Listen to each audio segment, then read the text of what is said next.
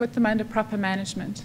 The second thing that we have done is we have an experimental site that we are able to test all our community programs so that when we have found things that are successful, we can scale them up across the reserve. We have one community inside the concession of 2,000 people called Mbamba, and we have been working with them and developing a trust relationship so that we can test what does it take to get a community to support conservation. How do we get people to stop poaching elephants? How do we provide alternative protein? And as wildlife populations increase, how do we prevent there from being so much human-wildlife conflict?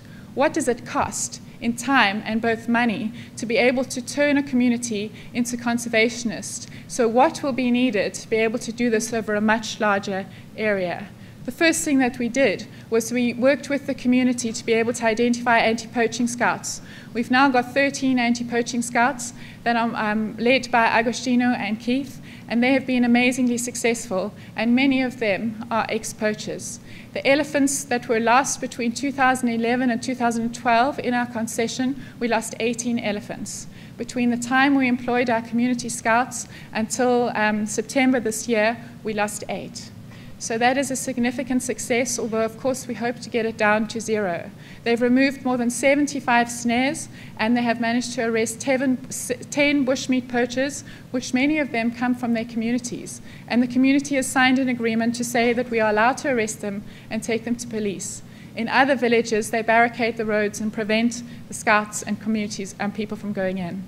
And as Shivani said, we realized that we needed to take our staff and show them what conservation looked like, show them what ecotourism looked like, because I can't be a role model, I'm too different. And many of the communities in Niassa have no idea why people would want to come to Niassa and why it is important to conserve their wildlife. So we identified 5 of our teams, 1 from the reserve management, as well as 4 from our specific Niassa Line Project team. And at great expense, Keith led them all to Samburu and to Iwaso Line Project. It was the best money I've ever spent, because in 10 days, we converted these 5 men into conservationists.